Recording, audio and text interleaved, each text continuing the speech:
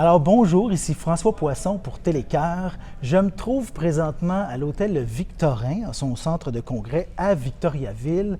Il y a aujourd'hui un forum sur la mobilité durable organisé par plusieurs conseils régionaux de l'environnement, dont celui du Centre du Québec, où travaille notre invité, M. Pierre Buisson, qui est chargé de projet en mobilité durable. Justement, bonjour. Bonjour.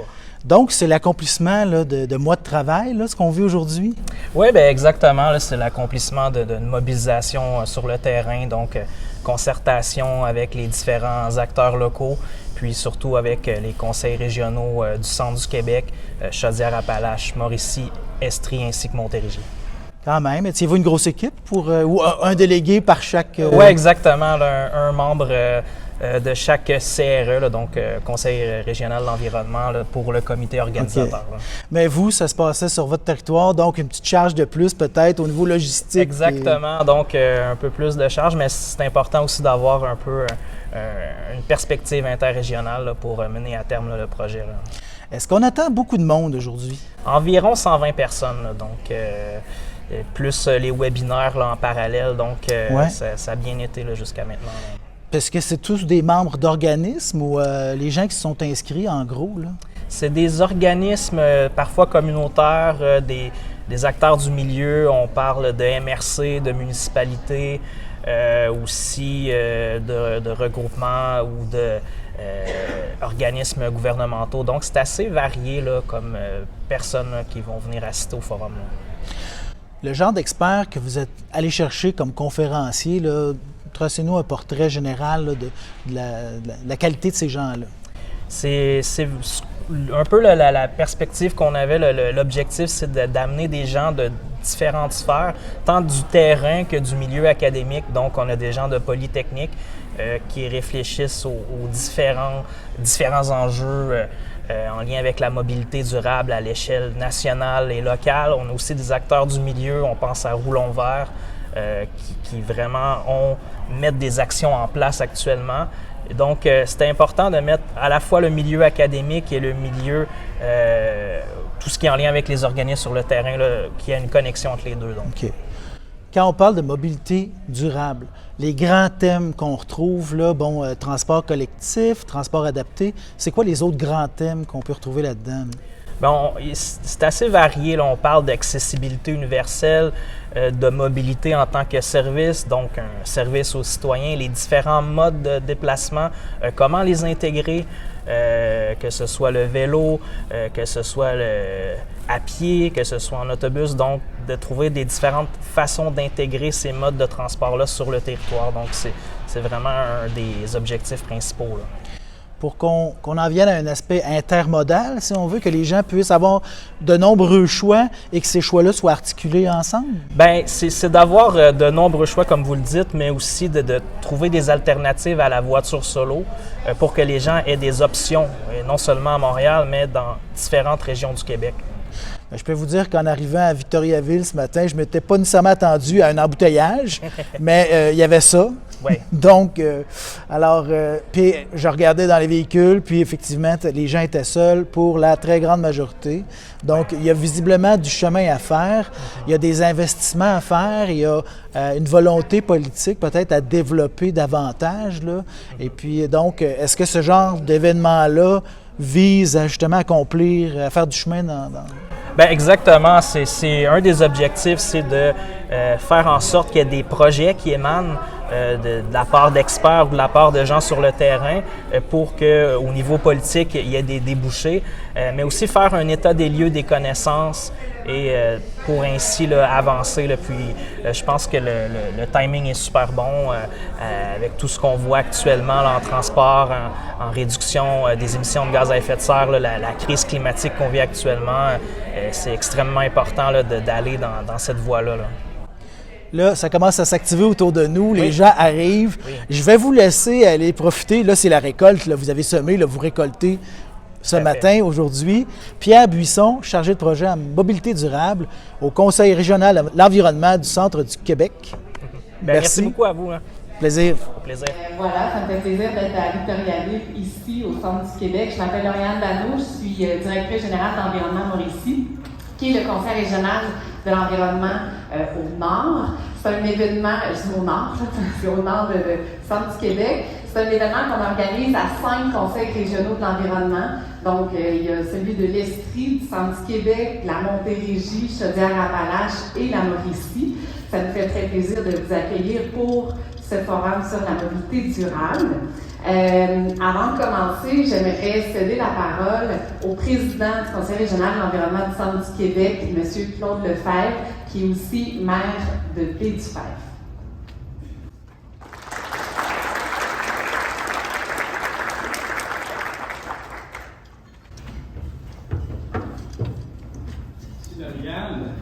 Hey, je suis super content de vous voir dans la salle, de voir qu'il y a beaucoup de personnes qui s'intéressent à la mobilité durable. Avant, on parlait de transport en commun. Mais pourquoi on parle de mobilité durable? Dans le fond, c'est parce qu'il n'y a pas rien que les autobus qui peuvent transporter du monde. Il y a toutes sortes de façons. Puis, on est en train de le développer au Québec, mais dans nos régions, on a des très belles solutions.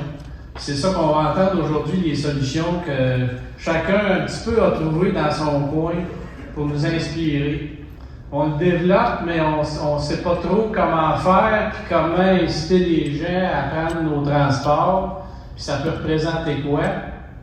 Tu sais, il y a des taxis, il y a des autobus, il y a toutes sortes de trucs, mais il y a des vélos aussi. Maintenant, il y a des vélos électriques. Puis il y a des mobylettes électriques, puis regarde, whatever, à un moment donné, il y a tellement de choses. Il faut être capable de se faire une tête avec ça, puis de voir qui parmi nous autres est capable d'instaurer des systèmes que les gens vont vouloir emprunter. Parce qu'on aura beau créer toutes sortes de trucs, ce qu'on veut, c'est que les gens y embarquent avec nous autres. On veut qu'ils laissent leur auto à la maison. Puis à la limite, qu'il n'y en ait rien qu'une, parce que là, il y a bien de monde qui ont 2 autos à la porte, mais regarde, s'il n'y en avait rien qu'une, ça réglerait déjà un problème.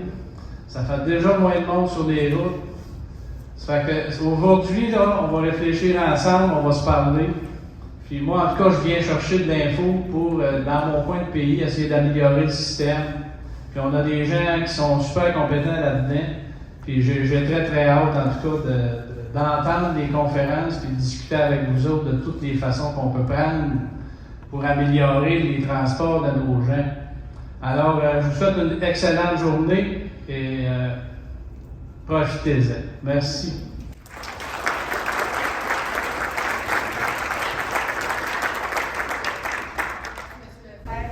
J'invite maintenant le maire de Victoriaville à monter sur scène, M. Antoine Tardif.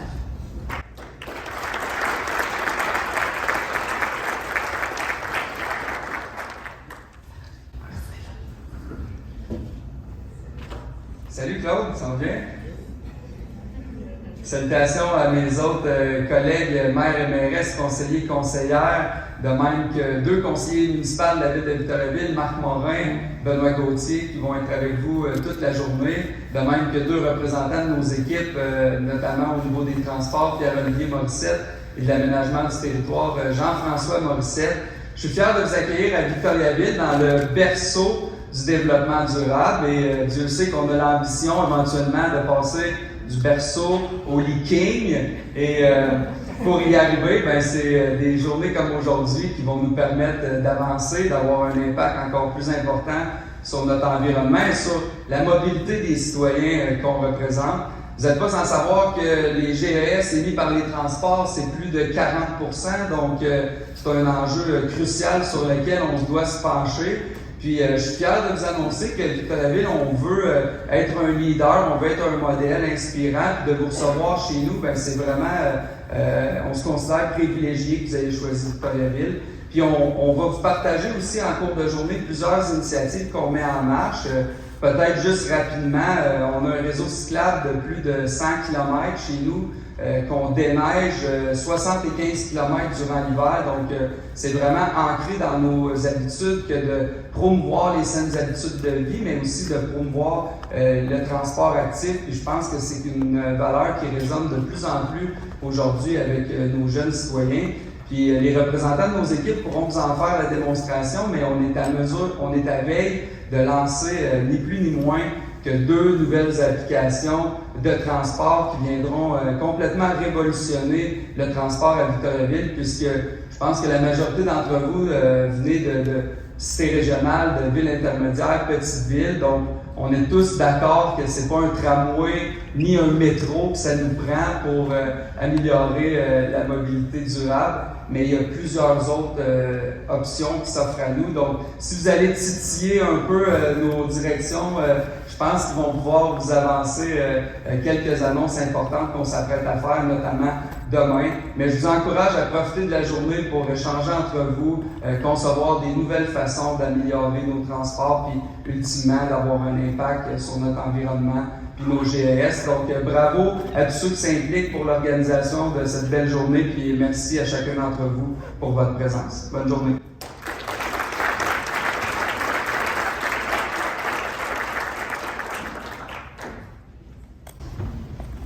Je cède la parole à une vidéo. Nous avons M. Yves Montigny, qui est adjoint parlementaire de la ministre du Transport et de la Mobilité durable, qui ne pouvait être présent ce matin avec nous, mais qui a préparé ce mot pour mettre la table et ouvrir notre forum. Je vous invite à l'écouter. Je suis Yves Montigny, adjoint gouvernemental de la ministre des Transports et de la Mobilité durable, Geneviève Guilbeault. La vice-première ministre aurait aimé être parmi vous aujourd'hui, mais son agenda chargé ne le permettait pas. Ce n'est que partie remise. Votre forum interrégional sur la mobilité durable est non seulement nécessaire, il est plus que pertinent.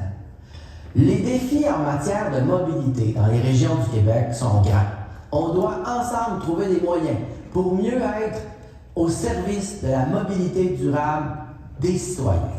Nous poursuivons des buts communs. On doit repenser les façons de nous déplacer. Il faut miser sur une approche intégrée en mobilité durable. Et on doit proposer des solutions qui répondent aux attentes des collectivités. Notre gouvernement est résolument en action dans cette optique. Nous avons pour ambition de faire du Québec un leader nord-américain de la mobilité durable et intégrée d'ici 2030. Et on souhaite réaliser le tout avec vous. On sait que les défis en région sont différents de ceux des grands centres urbains. Nous tenons à saluer Victoriaville et Drummondville, par exemple, qui ont conçu des plans de mobilité durable harmonisés avec leur plan d'urbanisme. Côté transport collectif, notre gouvernement est au rendez-vous avec d'importants investissements pour améliorer et développer les réseaux partout au Québec. Dans la dernière année, on a créé des programmes d'aide qui sont bien alignés sur les besoins des citoyens. Ils visent à encourager l'adoption de comportements de mobilité durable ou encore à offrir des solutions de rechange à l'auto-solo et en s'appuyant sur la technologie. On peut penser ici au développement d'une application qui intègre les services d'autobus, de vélo-partage et d'autopartage dans une municipalité. La popularité de ces programmes se reflète dans le nombre de propositions reçues lors des premiers appels de projets. Je vous confirme que des initiatives innovantes vont voir le jour dans vos régions. Je vous encourage à vous informer auprès du ministère des Transports et de la Mobilité durable. Notre gouvernement souhaite être un partenaire de vos projets parce que des infrastructures de transport actifs de qualité sont un autre moyen de favoriser la mobilité durable et le développement régional. Je termine en remerciant les conseils régionaux de l'environnement qui ont organisé cet événement. Il faut continuer de s'inspirer les uns des autres. Bon forum à tous.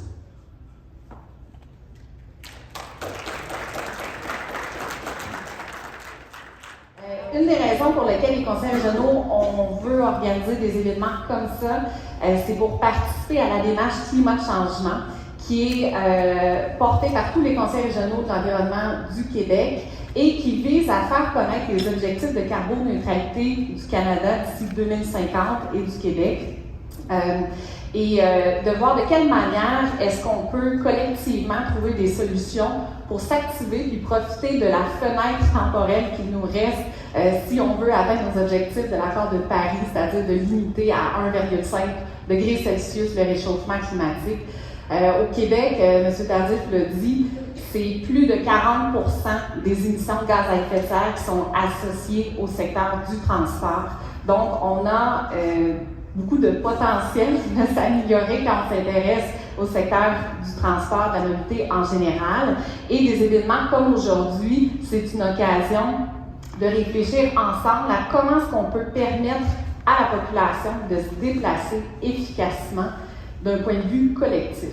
On a une tendance à voir le transport, à voir l'efficacité d'un point de vue très individuel, mais collectivement, il y a des conséquences à l'émission des gaz à effet de serre et c'est ensemble aussi qu'on sera capable d'avoir une vision intégrée de la mobilité, que ce soit à une échelle qui est régionale, interrégionale ou municipale.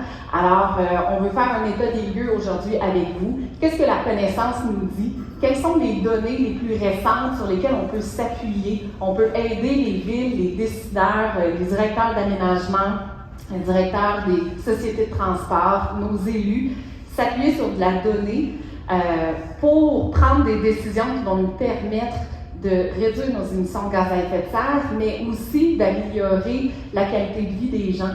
Parce que la mobilité durable, ça touche aux inégalités sociales. On sait qu'il y a des gens qui sont plus vulnérables, que ce soit parce que ce sont des personnes âgées, des personnes à faible revenu, qui ne peuvent pas se permettre nécessairement un véhicule par personne, par foyer. Donc, les inégalités sociales sont prises en compte dans le développement de la mobilité durable, mais les avantages économiques également. Quand on investit des milliards pour réparer notre réseau routier ou l'élargir, ça coûte très cher collectivement. Donc, comment est-ce qu'on peut faire en sorte que les gens peuvent se déplacer de manière à ce qu'on réfléchisse au bien commun et à l'impact collectif. Et évidemment, d'un point de vue environnemental aussi, donc en améliorant la mobilité, puis en s'assurant qu'on est capable de faire en sorte que les gens se déplacent efficacement, bien, on réduit l'impact environnemental qu'on peut avoir. Alors, le programme aujourd'hui, on veut aborder les grandes tendances, les principaux enjeux, mais aussi, comme le disait M. Lefebvre, c'est quoi les solutions? C'est quoi les solutions qui sont à notre portée pour un milieu qui est urbain, qui est semi-urbain et rural, parce que c'est des enjeux qui n'invitent pas le même type de solution qu'en milieu métropolitain. Par contre, on a tendance, nous, en région, à vite utiliser la défaite « ouais, on n'est pas Montréal ». C'est vrai, mais on va se le dire aussi, on l'utilise aussi comme une défaite par moment pour justifier l'inertie. Et aujourd'hui, je suis convaincue que parmi les gens qui sont dans la salle, bien, on a des gens qui croient que la mobilité peut s'améliorer, même en dehors des zones métropolitaines. Et j'ai beaucoup d'espoir qu'on va être en mesure de trouver plusieurs pistes de solutions ensemble. Alors, on commence la journée avec un premier invité qui a obtenu dans les dernières semaines son doctorat. Félicitations, Jérôme. Jérôme Laviolette, qui est maintenant docteur en génie des transports, qui a été un étudiant à la chaire de la mobilité de Polytechnique Montréal. Ses travaux portent sur la dépendance à la voiture d'un point de vue structurel, psychologique et sociétal, et il s'intéresse aussi aux stratégies de changement des comportements. Donc, je t'invite, Jérôme, à venir me joindre sur la scène pour nous présenter la conférence au défi de la mobilité durable au Québec, enjeux, standards et perspectives.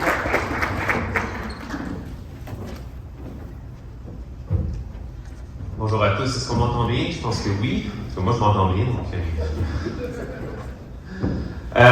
Donc on m'a demandé aujourd'hui de faire un peu un portrait. Donc c'est vrai qu'on a parlé depuis le début, les différents intervenants, on discute des solutions qu'on aimerait avoir. C'est vrai que je vais un peu moins aller dans les solutions. On m'a demandé de mettre la table en fait pour les prochaines conférences qu'on va voir aujourd'hui.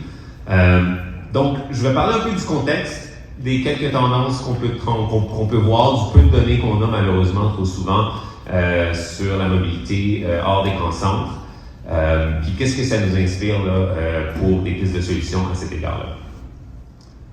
Donc, qu'est-ce qu'on va aller voir aujourd'hui? Donc, comme j'ai dit, une mise en contexte, le concept de dépendance à l'automobile. Qu'est-ce qu'on entend par dépendance à l'auto? On va aller voir un peu les tendances de mobilité durable en termes de motorisation de ménage, de déplacement domicile-travail, des tendances de télétravail aussi, comment ça influence les déplacements de façon générale. On va aller voir des défis, des leviers associés à la mobilité, les enjeux qu'on peut retrouver en région, l'idée d'agir sur l'offre, mais aussi la demande de transport. Puis je vais conclure sur quelques éléments clés là, pour nous aider à aller de l'avant.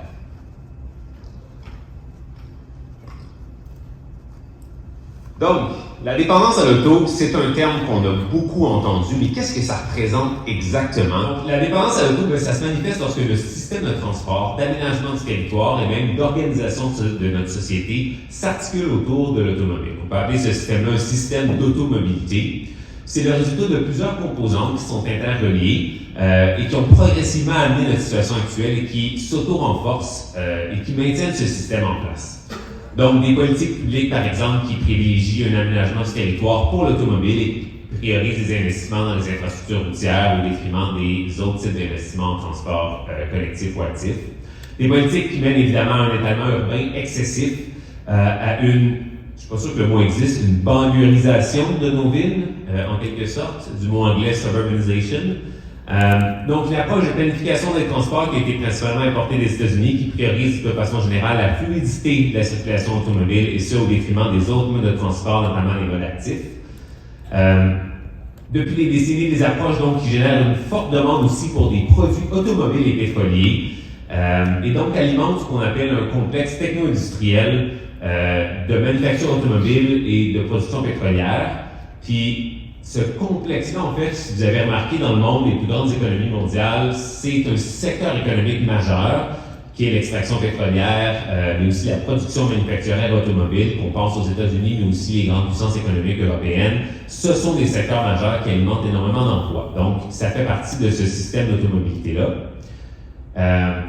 Tous ces éléments, évidemment, vont main dans la main avec le développement depuis plusieurs décennies de ce qu'on appelle une culture de l'automobile, où l'objet matériel qu'est l'automobile nous est vendu par un bombardement publicitaire incessant, mais aussi par une culture populaire, comme bien plus qu'un simple outil de déplacement. Si vraiment l'automobile était uniquement un outil de déplacement, ce serait plus facile d'en réduire sa portée et ses conséquences sur notre société, mais c'est interrelié donc avec ces éléments de culture automobile qui rendent d'autant plus difficiles les changements de comportement. L'auto, c'est vraiment, ça nous est vendu comme un style de vie, une façon de s'exprimer qui nous sommes un symbole de liberté, un symbole de réussite, d'indépendance, un objet qui amène plaisir, sensation forte, mais aussi une certaine socialisation. Des éléments qui vraiment peuvent à terme créer un fort attachement psychologique d'une part importante de propriétaires d'automobiles à cet objet qu'est l'automobile. Puis tout ça s'accompagne évidemment, se renforce finalement d'un discours politique qui est orienté sur l'automobile et qui se manifeste dans le type d'arguments qu'on va mettre de l'avant pour justifier des projets autoroutiers, des arguments économiques, des arguments d'économie de temps, de réduction de la congestion. C'est pour ça qu'on investit dans les investissements routiers. Ce qui est intéressant aussi, c'est que des études vont avoir tendance à démontrer que l'expérience même de l'automobile va nous amener ou l'expérience des quartiers qui sont dépendants de l'automobile va nous amener à appuyer les politiques pro-automobiles parce qu'on le voit comme dans notre intérêt, évidemment, de supporter ce type de politique-là parce que c'est ce qui, on croit, va nous permettre de continuer à utiliser notre automobile et de minimiser nos temps de déplacement. Donc, évidemment, ça peut paraître trivial, mais c'est ce qui permet finalement au système de se maintenir en place, cette espèce de discours politique et ce support politique pour les politiques orientées vers l'automobile. Évidemment, au fil des décennies, tous ces éléments forment un mécanisme de lock-in, comme on dit en anglais, qui rend si difficile le changement de comportement, qui génère des oppositions qui peuvent être parfois viscérales, finalement, à tout projet ou politique qui va être perçu comme voulant restreindre la liberté automobile. C'est normal, parce que dans un système qui a été pensé pour l'automobile, c'est certain que de posséder et utiliser une voiture, ça a un nombre très élevé d'avantages individuels. Malheureusement, le problème, c'est qu'on externalise beaucoup des conséquences de ce système-là. Puis j'y viens. L'automobile, finalement, le système d'automobilité a créé une flexibilité pour l'automobile qui est difficile et qui peut uniquement finalement être comblée par l'automobile. Là, vous allez me dire, si vous voyez la question du complexe techno-industriel, vous allez dire, oui, mais le Québec, lui, il n'y a pas d'industrie automobile. C'est un peu ça le problème, c'est-à-dire qu'on bénéficie peut-être un peu moins de ce système d'automobilité que d'autres nations, parce que justement, on n'a pas ce complexe-là. Puis ma théorie ici, c'est qu'à travers, par exemple, la filière des batteries, le Québec tente de s'immiscer dans ce complexe techno-industriel parce qu'on n'a ni production pétrolière, ni manufacture automobile pour bénéficier économiquement de ce système en place. Donc, comme je disais, ce système, évidemment, ce ne serait pas tellement un enjeu s'il n'était pas responsable aussi de nombreuses conséquences négatives, à la fois sur les changements climatiques, l'environnement, les finances publiques, les finances personnelles. Puis, on a eu une brève introduction un peu des conséquences là, associées à ça. Vous connaissez les chiffres. Les changements climatiques, c'est 44% des émissions du Québec qui sont liées au transport, 22% spécifiquement qui sont liées au transport de passagers par automobile.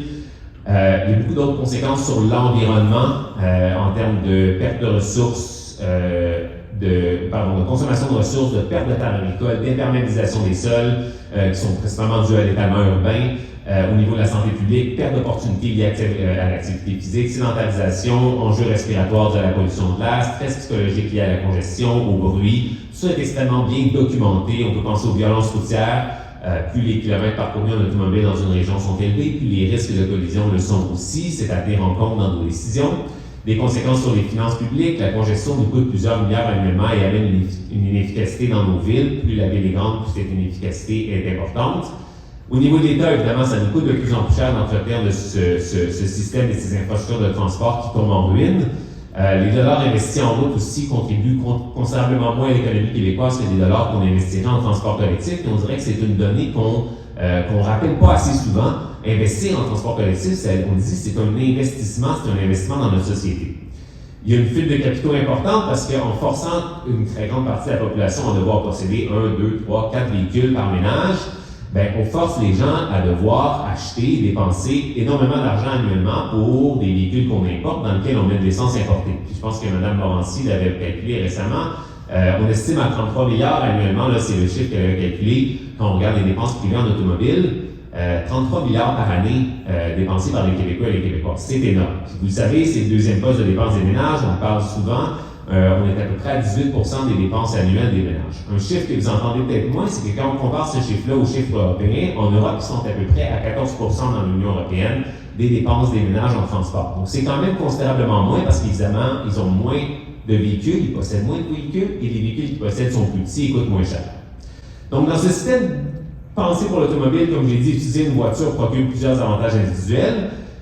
Malheureusement, il y a d'autres conséquences aussi qu'on ne discute peut-être un peu moins au niveau des inéquités sociales. C'est le système le plus inéquitable qu'on ait pu imaginer. On force davantage de ménages à devoir posséder et utiliser l'automobile. Ça coûte extrêmement cher. Quand on est un ménage à faible revenu, ça vient gruger une part importante de nos dépenses. Ça ajoute un stress financier énorme. Si on n'a pas l'argent pour pouvoir posséder et utiliser une automobile, on est extrêmement limité dans l'accessibilité à nos opportunités, à nos emplois, au commerce, aux loisirs, et c'est encore plus vrai dans les régions qui sont moins densément urbanisées, donc les régions qui vous concernent. Un des éléments qui est important de rappeler, c'est que donc beaucoup de ces conséquences-là, elles sont vraiment systémiques. C'est pas moi qui conduis 1 kilomètre aujourd'hui qui génère l'ensemble des conséquences que je viens de vous décrire, c'est vraiment l'ensemble du système en place qui est la source un peu de ces conséquences-là. Et des conséquences donc qui découlent aussi de l'addition des comportements individuels. Je pense que la congestion, c'est le meilleur exemple de ça. C'est vraiment, c'est tout le monde qui prend sa voiture au même endroit, à la même heure, pour se rendre vers une destination commune qui génère cette congestion-là. Tout seul, on ne génère pas de congestion, mais tous ensemble, oui. Et donc, l'idée d'investir dans la mobilité durable, ça a vraiment pour objectif de réduire l'ensemble de ces conséquences-là. On parle énormément des GES, des réductions de GES. Mais au-delà des GES, il faut penser aux autres bénéfices qu'on attend d'une mobilité qui est plus durable, qui est plus alignée avec les autres objectifs de société qu'on a. Donc, sur ce, j'amène un peu le sujet sur les tendances. Donc, j'ai été chercher un peu les tendances nationales qu'on observe actuellement au niveau du Québec, mais aussi des tendances régionales pour les régions qui sont touchées par le forum aujourd'hui. Donc, évidemment, la motorisation, c'est un peu mon dada. J'ai fait mon doctorat complet là-dessus, donc c'est une donnée qui m'intéresse beaucoup. Alors, quand on regarde depuis 20 ans, ce qu'on observe, c'est que le nombre de véhicules a augmenté considérablement. On parle de presque 42% d'augmentation en 20 ans, donc 73 000 véhicules par an en moyenne. Et ça, ce ne sont que les véhicules de promenade, je ne compte pas les véhicules à usage commercial. C'est une augmentation qui est beaucoup plus rapide que la population en âge de conduire. C'est une augmentation qui est plus rapide que le nombre de détenteurs de permis de conduire dans la province, bien que le nombre de détenteurs de permis de conduire augmente aussi, comme vous pouvez voir, plus rapidement que la population en âge de conduire. Donc, tout ça nous amène évidemment une hausse des taux de motorisation. Là, je les ai mis ici en véhicules par milliers d'adultes, mais ça pourrait être en véhicule par habitant ou en véhicule par permis de conduire. L'idée, c'est que ces chiffres-là, ils augmentent partout dans la province, mais ils n'augmentent pas au même rythme. Quand on va voir certaines tendances actuellement, j'avais oublié, quand on regarde en fait les tendances au niveau de la composition de la flotte, ce qu'on voit, c'est qu'il y a un peu une transformation de la flotte. Vous êtes au courant, on parle beaucoup des VUS, des camions légers. Une grosse partie de l'augmentation depuis 20 ans s'est faite au profit de cette catégorie de véhicules que la SAQ appelle les camions légers, qui regroupent les VUS, les camionnettes, les pick-up. Alors que les véhicules berlines, de type berline, les automobiles, n'ont à peu près pas bougé durant cette période. Donc, quand on regarde les tendances régionales, donc j'ai été chercher les grandes régions, j'ai regroupé ensemble ce que j'appelle les régions administratives qui sont banlieues de Montréal, c'est Montérégie, Laval, la Naudière et les Laurentides. Donc, ce qu'on voit, c'est une augmentation marquée de la motorisation partout. L'augmentation est un peu moins présente et un peu moins forte sur l'île de Montréal, mais elle est très forte à Québec et très forte dans les régions du Québec. Donc, ça, c'est l'ensemble des autres régions qui ne sont pas les 6 régions, les premiers éléments du graphique. Ce qu'on voit aussi, donc, ce que j'ai indiqué aussi dans ce graphique-là, c'est cette transformation de la flotte. Donc, ce qu'on voit, c'est une augmentation marquée, là, où on est passé d'à peu près, selon les régions, entre 20 à 25 entre 20 à 30 de camions légers à aujourd'hui entre 40 et 50 Puis il y a eu un rattrapage des régions urbaines, c'est-à-dire que cette augmentation du nombre de camions légers a été plus marquée dans les régions plus urbanisées que dans les régions plus suburbaines ou plus rurales, où il y avait déjà un taux plus élevé de ce type de véhicule-là. Quand on peut, bon là, je réalise que ce graphique-là, il y a beaucoup de détails, puis la salle est très grande, j'avais pas prévu ça, donc on va passer rapidement, mais finalement, ces taux-là, on peut les observer, puis on voit qu'ils augmentent vraiment dans l'ensemble des régions avec des disparités régionales. On va aller voir justement quelques-unes des régions ici. Donc, les tendances sont à peu près similaires dans les régions de la Montérégie, de l'Estrie, du centre de Québec, de la Mauricie, de la Chaudière-Appalaches. On a à peu près une augmentation de entre 15 et 20 de la motorisation depuis 20 ans, avec une augmentation aussi de la part des camions légers qui est à peu près similaire, là, donc 22 à 25 jusqu'à à peu près 40 à 50 au niveau des taux aujourd'hui en 2021. Maintenant, si on se tourne vers les tendances de mobilité, donc, malheureusement, les meilleures données qu'on a, ce sont les données des enquêtes origine-destination, mais ces enquêtes-là ne sont pas faites dans toutes les villes du Québec, elles ne sont pas faites dans les plus petites municipalités, donc j'ai dû me tourner vers les données de Statistique Canada. Ça nous donne un indicatif, c'est loin d'être parfait parce que ce sont des données sur les déplacements de domicile-travail. Ce qu'on voit évidemment, c'est que l'auto comme conducteur est dominante. Comment est-ce que ça a évolué depuis 20 ans? Bien déjà, ça l'a pas tellement changé. Il y a eu des petits changements. Il y avait un petit gain pour le transport collectif, un petit gain pour l'automobile, un recul pour le covoiturage et un recul pour les transports actifs entre 2001 et 2016. Là, ce qui est moins beau, c'est ce qui se passe après la pandémie.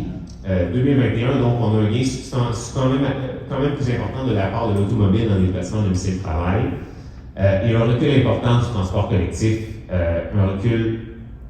on continue le recul des transports actifs. Il semble y avoir un regain toutefois du covoiturage ici.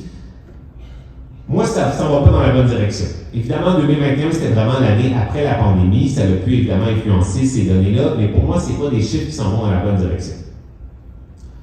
Quand on regarde les tendances régionales, encore là, les chiffres sont peut-être petits, je m'excuse ici, je ne pensais pas que la salle allait être aussi grande.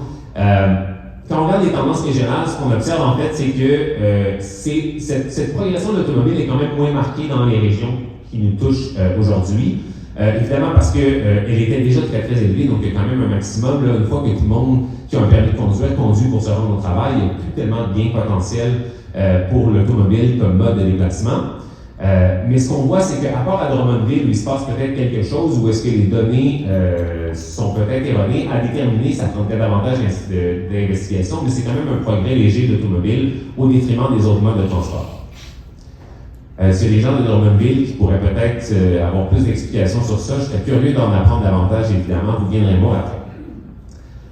Tout ça, donc, est évidemment influencé par les tendances de télétravail. Quand on regarde Statistique Canada, la part de personnes qui étaient en télétravail avant la pandémie, donc en 2016, c'est à peu près constant dans l'ensemble des régions, entre 5 et 7 à peu près. Ce qu'on voit évidemment, c'est que ça a augmenté de façon considérable en 2021. Probablement qu'aujourd'hui, en 2023, on est un petit peu plus bas que ça, ça leur a descendu, on est en train d'avoir une stabilisation. Mais ce qu'on observe évidemment, c'est que ces taux-là, vous voyez qu'ils ne sont pas égaux. Ils sont pas égaux dans toutes les régions. Ce qu'on observe, c'est que dans les régions plus centrales, plus urbanisées comme Montréal, Longueuil, la ville de Québec, les taux de télétravail sont beaucoup plus élevés que dans les villes des régions ici, donc Victoriaville, Drummondville, Trois-Rivières et Sherbrooke, où les taux sont plus faibles. D'ailleurs, vous pouvez voir les différences. Il y a un excellent outil de visualisation des données du recensement canadien, si ça vous intéresse, qui s'appelle Census Mapper, qui vous permet d'aller visualiser tout ça sur une carte, qui permet donc notamment de voir les évolutions du télétravail entre 2016 et 2021, mais de voir aussi, par exemple, les tendances de mobilité active. Ce qu'on peut voir, par exemple, sur cette carte-là, plus la région est pâle ou tend vers le bleu, vers le jaune-bleu, plus la proportion de déplacements de télétravail qui se font en mobilité active est importante. Ce qu'on voit, c'est que certains endroits, certains villages, où il y a quand même des taux importants de mobilité active qu'on observe, alors que d'autres, c'est beaucoup plus difficile, probablement en raison des distances parcourues. Mais ça, je vais revenir parce qu'on va voir qu'il y a quand même un potentiel de changement. Donc, en résumé, évidemment, une hausse de la motorisation de façon généralisée, avec quelques variations régionales, une transformation du véhicule, toujours plus gros, plus lourd et plus cher. Donc, c'est pas juste un changement dans le type de véhicule, mais l'ensemble de nos véhicules deviennent plus lourds, ce qui a un ensemble de conséquences, là, notamment sur les risques et les violences routières que ça amène. On a eu aussi une augmentation de la part modale de l'automobile pour les déplacements domicile de travail, une diminution des parts modales du transport collectif et transport actif. Il y a quand même certaines tendances positives. On observe de plus en plus une diversification de l'offre de services de mobilité partagés dans nos villes, puis pas juste à Montréal, on le voit à travers différentes autres villes du Québec. Trois-Rivières a récemment eu des véhicules communautaires dans un partenariat avec la ville de Trois-Rivières. Je pense que c'est un modèle qui pourra peut-être être reproduit dans d'autres villes qui sont intéressées à avoir l'autopartage. On a des systèmes de vélo-partage qui se multiplient à travers notamment des subventions du gouvernement provincial, différentes initiatives de transport à la demande qui viennent servir des besoins criants dans des endroits où on ne peut pas nécessairement avoir du transport collectif structuré. Les autres, pour le télétravail, bien justement, c'est des tendances un peu plus incertaines et ça va être à voir comment ça va se stabiliser au cours des prochaines années. Et de voir aussi ça va être quoi l'effet sur l'usage des modes individuels versus les modes collectifs. On semble déjà voir que ce n'est pas des effets qui sont très bénéfiques pour la mobilité durable.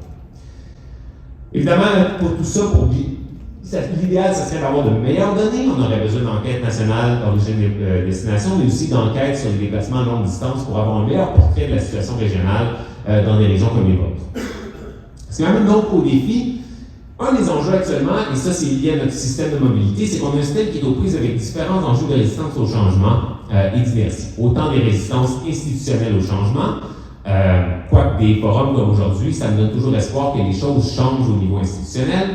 On a une poursuite du développement autoroutier au Québec, on a une poursuite de la priorisation de la fluidité automobile, on a des résistances politiques et des résistances individuelles qui amènent des résistances, par exemple, au développement du transport collectif. On a des oppositions au développement du transport collectif, alors que pourtant, en développant l'offre de transport collectif, on veut donner davantage d'options aux gens, de la liberté aux gens de se déplacer autrement qu'en automobile, mais on a encore de la résistance à ce niveau-là. On a de la résistance au développement des réseaux cyclables, notamment lorsqu'on vient retirer de l'espace à l'automobile. On a de la résistance au réaménagement des rues, au repartage de l'espace urbain, qui est pourtant un élément clé de la transformation de la mobilité dans nos cœurs urbains.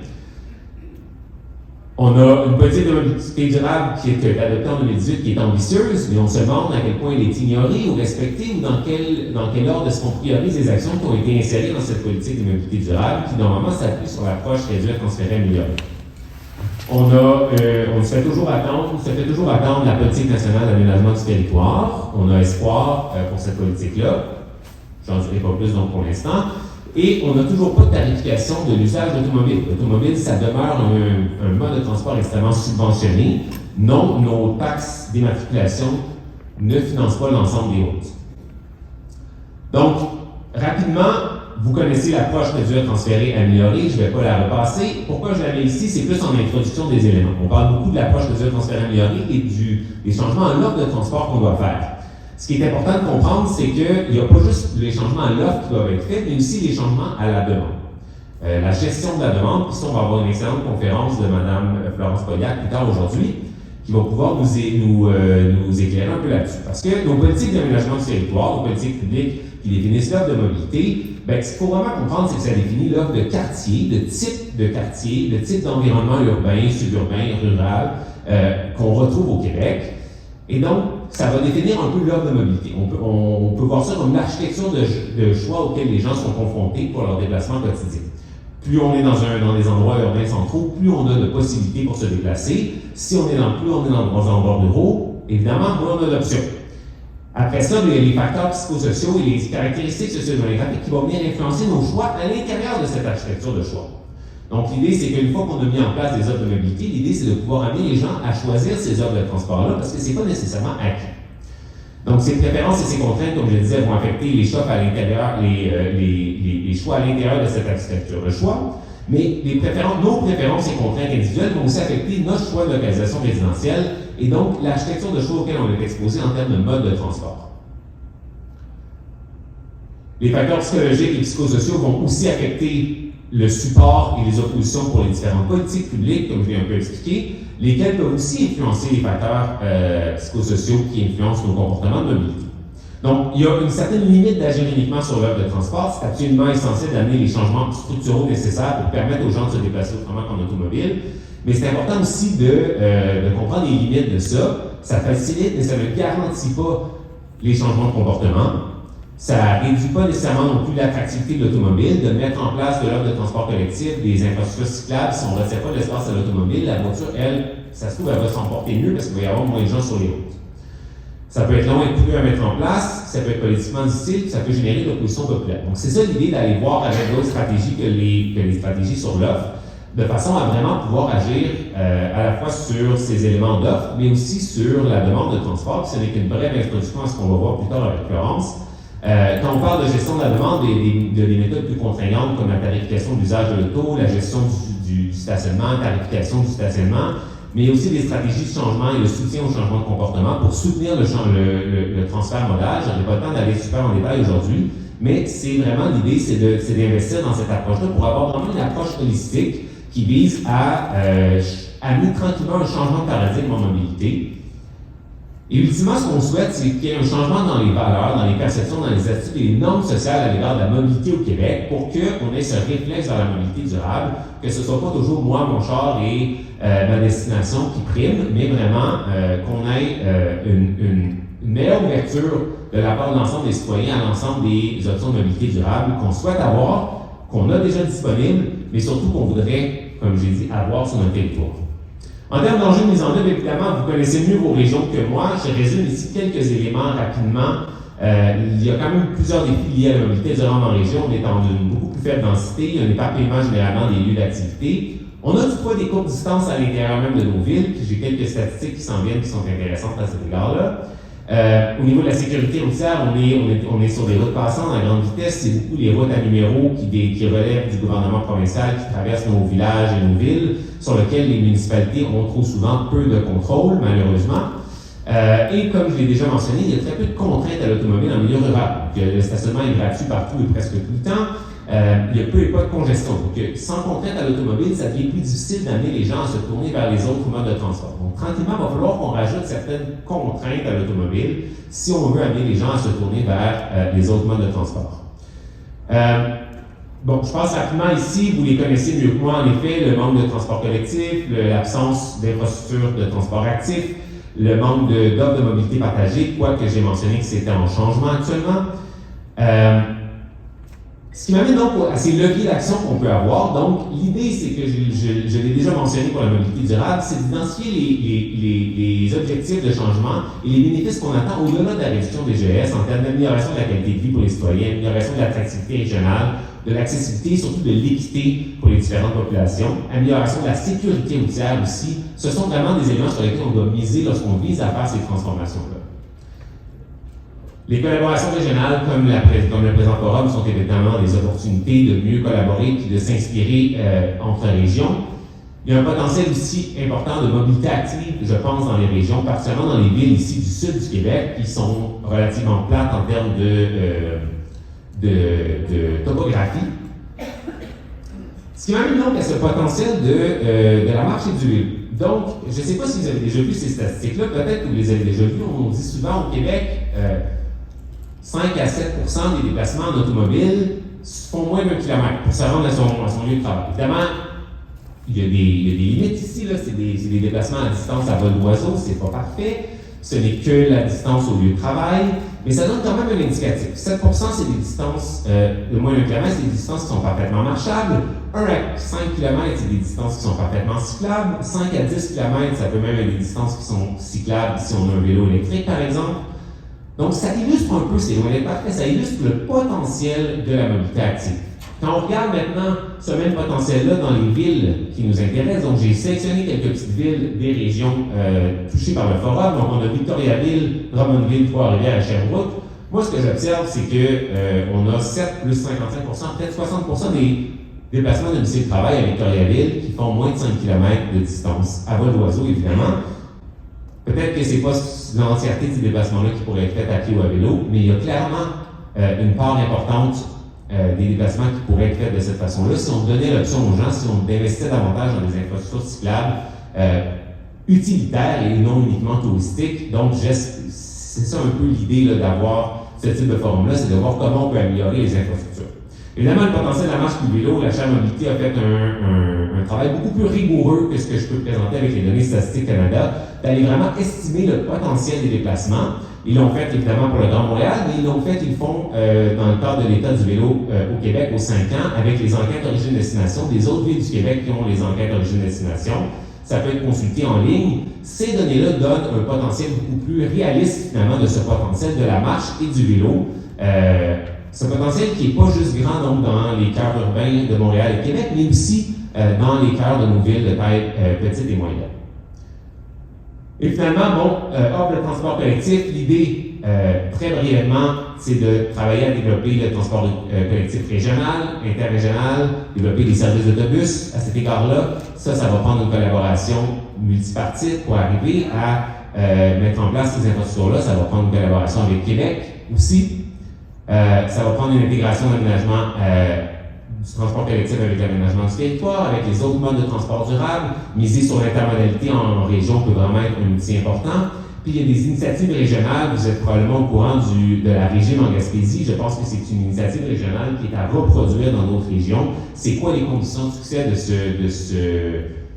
cette initiative-là qui nous permettraient de la reproduire?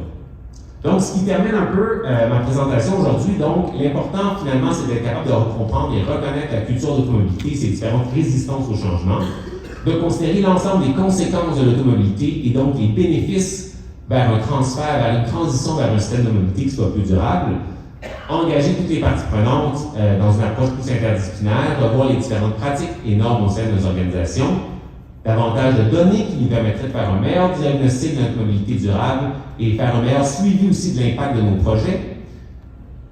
Et au niveau citoyen, l'idée c'est de co-construire avec les citoyens la mobilité durable de demain. Qu'est-ce qu'ils veulent comme idéaux pour leur quartier, pour leur milieu de vie. Mais il faut être capable aussi de prévoir l'opposition citoyenne parce qu'on sait que c'est un enjeu actuellement, la mise en place d'infrastructures sécuritaires et d'infrastructures de transport actif parce qu'on vient retirer l'espace de l'automobile. L'idée aussi, c'est de promouvoir la mobilité durable et les styles de vie qui sont associés, donc pas juste mettre en place les offres de mobilité, mais accompagner les gens dans le changement, s'assurer qu'ils soient capables de s'approprier ces nouvelles offres de mobilité-là. Et ça, il y a toutes sortes d'outils qui peuvent être mis en place et ça va être Florence à nouveau qui va pouvoir en discuter. Je suis désolé de mettre le spotlight plusieurs fois dans ma présentation. Donc voilà, c'est pas sûr que j'ai le temps de prendre les questions. Je ne sais pas quelle heure j'avais terminé, mais on a les questions.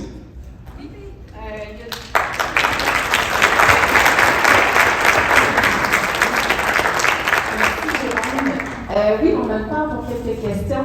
Soit vous levez, vous parlez très fort, vous pouvez venir au micro là, qu'on a mis à votre disposition juste ici. Sinon, on s'en parle au dîner. Je vais y aller dans ce cas-là, je vais casser la glace. On subventionne beaucoup l'automobile par rapport au transport actif et collectif. Est-ce que la redevance kilométrique pour le financement de la mise à niveau des infrastructures en termes de transport actif et collectif pourrait être une solution pour les kilomètres parcourus par les automobiles, par exemple? Premier élément de question. Deuxième élément de question, on voit 1 km et moins, 5 km et moins, il y a beaucoup, mais ce qu'on entend beaucoup des gens, je vais me présenter, désolé, je peux te le nommer avant. Éric Leroux, maire de Saint-Cyril de Wendover. Dans le fond, au niveau ce qu'on entend beaucoup au niveau des citoyens, souvent c'est ben oui, je vais arriver, je vais aller faire 5 km de vélo, je vais arriver à la job en soir, puis après ça, je vais prendre ma job parce que je rencontre les clients, je ne sais plus. Tu sais, pas nécessairement que je partage ou que je suis pas d'accord avec ça, mais est-ce que les villes pourraient faire quelque chose au niveau de leur urbanisme? Parce que j'ai l'impression que c'est beaucoup au niveau des règlements d'urbanisme le cœur du problème. C'est comme si on exige, par exemple, que les espaces à bureaux aient un endroit partagé où les gens peuvent prendre une douche, bien on favorise le transport actif. Si on permet plus de densité près des endroits bien desservis en transport collectif, bien, on incite les gens à délaisser la voiture. Où en est votre réflexion par rapport à ça?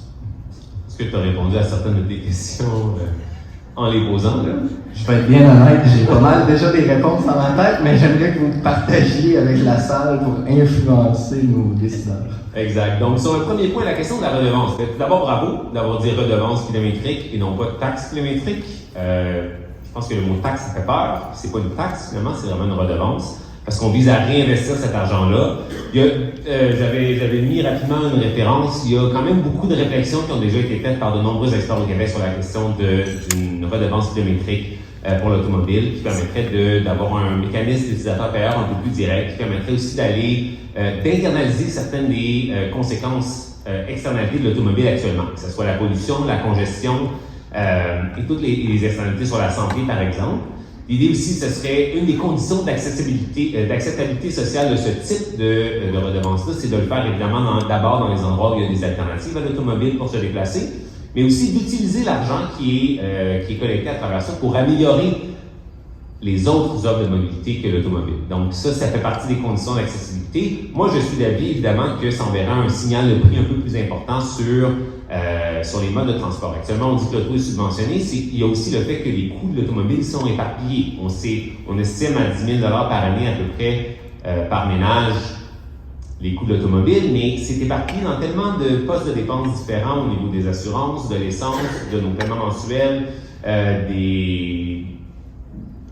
quand on va au garage, par exemple, on va avoir des dépenses qui vont s'ajouter. Donc, on ne voit pas le coût réel. Si moi, je décide de prendre ma voiture et de faire 5 km, combien me coûte chaque kilomètre parcouru en automobile? Actuellement, on ne sait pas. Ça enverrait déjà un meilleur indice de prix sur qu'est-ce que ça coûte à la collectivité. Donc, oui, je pense que ce serait quelque chose de nécessaire à avoir.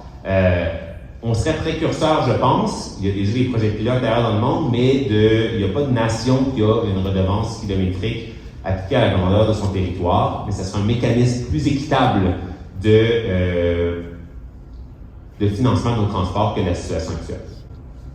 Merci, Jérôme. Moi, j'ai une question pour toi. Est-ce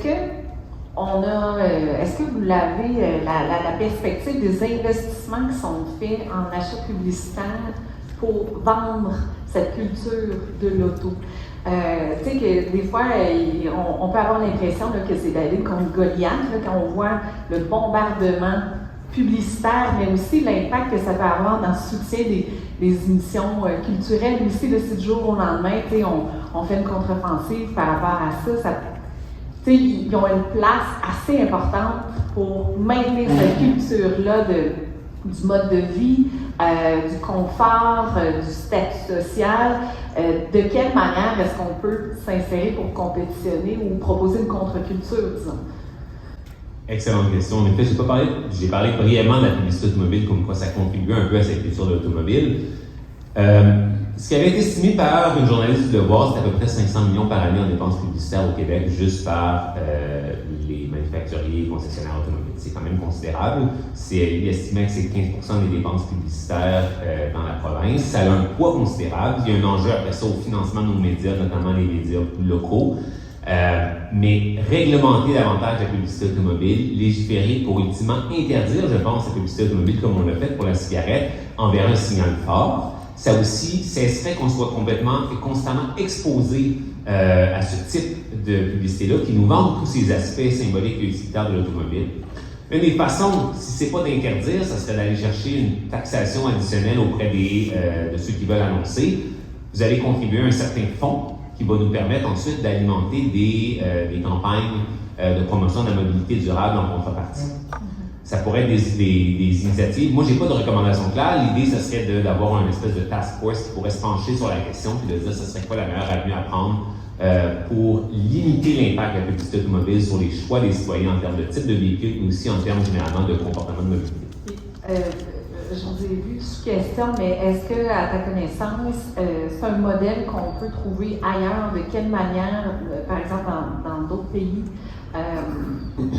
on met à contribution aussi ce pouvoir d'influence-là par la publicité, mais qui est un fonds ou une taxe? Je sais que le gouvernement du Québec, là, en tout cas le gouvernement de la CAQ, à la dernière campagne, m'avait dit qu'il ne voulait pas aller là, vers une taxation pour la publicité et tout. Mais est-ce que ça se fait ailleurs, à ta connaissance? Ce principe de taxation-là, je ne l'ai pas vu ailleurs, en effet. Peut-être qu'il y en a qui pourraient m'illuminer à cet égard-là. Moi, je n'ai pas connaissance d'États qui ont mis en place ce type de redevance sur la publicité automobile. Il n'y a pas d'État non plus qui interdit la publicité automobile actuellement. Il y a des initiatives d'interdire la publicité automobile sur des panneaux publicitaires en ville, par exemple. Mais c'est une part minime de la publicité. Après ça, la publicité, aujourd'hui, elle est beaucoup sur les médias sociaux et tout ça, sur les médias qu'on écoute, sur les médias qu'on voit à la télé.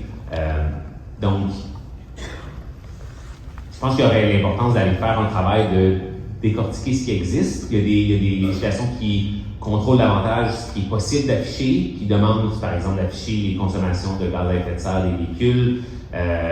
En France, c'est interdit, par exemple, de montrer le véhicule sur ce qui n'est pas la voie publique dans les publicités. Donc, on ne peut pas avoir, par exemple, un VUS qui est en forêt ou qui traverse une rivière parce que ce n'est pas une voie publique, donc c'est interdit à ce moment-là. Par contre, les amendes, les contraventions pour les contournements sont dérisoires. Donc, à quel point c'est une limitation après ça sur les manufacturiers automobiles de passer ces publicités-là quand même.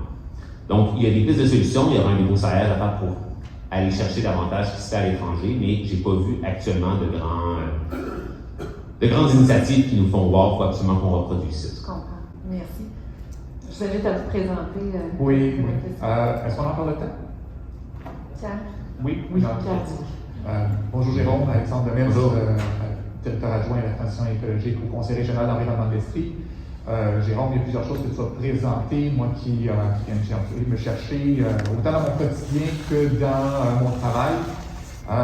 J'ai une grande question, à la fois simple et compliquée. On commence par où, selon toi? Parce que là, je vois par exemple la publicité qui effectivement, c'est ce qu'on vit. Là. Donc, à Sherbrooke, présentement, on a un pont qui est bloqué, puis voilà le centre-ville sur l'heure de pointe. On vient se retrouver dans une situation où on a du trafic. Toutes choses étant ce qu'elles sont. Est-ce qu'on y va avec, par exemple, les subventions déguisées qu'on peut retrouver sur nos cartes de crédit quand on va faire des achats le jeudi? Bien là, on a une remise sur l'essence. On a des petits clients qui arrivent à la maison, ça fait de temps en temps une carte rabais qu'on peut avoir. Est-ce qu'on y va avec un plan national sur l'aménagement? On part où? Parce que c'est des choses qui, dans certains cas, vont prendre beaucoup de temps avant qu'il y ait un effet sur la transformation. Puis il y en a d'autres qu'on pourrait faire demain matin, mais c'est peut-être l'acceptabilité sociale qui ne se fera pas. Exact. Donc, en fait, le point un peu, c'est que pour changer de paradigme mobilité, il faut agir sur tous les fronts. Ça, il n'y a pas de doute. C'est sûr que l'approche réduite, transférée, améliorée, c'est pas pour rien qu'elle est reproduite partout et qu'elle est clairement toujours mise de l'avant parce qu'au final, ça part de l'aménagement du territoire. Après ça part de l'aménagement des réseaux de transport. Et finalement, ça part et finalement, on va vers l'amélioration des véhicules. Donc, oui, une politique nationale d'aménagement du territoire, comme tu dis, c'est des éléments qui vont prendre des années, voire des décennies à se mettre en place ou à avoir les transformations. On ne peut plus continuer à étaler nos villes comme on le fait et donc à favoriser le développement de quartiers qui sont principalement orientés sur l'automobile. Il faudrait qu'on arrête. Ça prendrait finalement un moratoire actuellement sur le développement de ce type de quartier-là. Donc, aménagement du territoire, c'est le premier élément. S'assurer d'investir, il faudrait investir. Là, je suis plus certain des derniers chiffres du gouvernement du Québec au niveau des investissements en transport collectif versus transport routier, mais c'est encore, jusqu'à très récemment, là, la balance était clairement en faveur du transport routier. On était en 70-30 jusqu'à il n'y a pas si longtemps. Comme je vous dis, j'ai pas vu les chiffres 2020, 2021 ou 2022. Donc, ça envoie aussi des signaux forts. On ne pourra jamais inverser la tendance si on continue d'investir davantage en développement routier.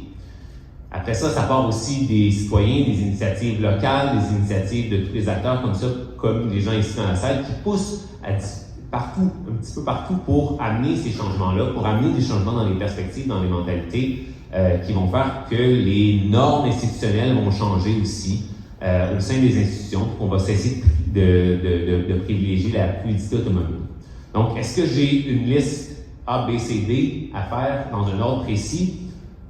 Pas plus que ce que je viens de décrire. L'idée, c'est qu'on doit pousser sur tous ces éléments-là en même temps pour pouvoir y arriver. Puis je suis certain que d'autres conférencières qui pourront énoncer d'autres éléments de réponse à cet égard-là pour étayer l'argumentaire. Merci beaucoup. Merci Jérôme.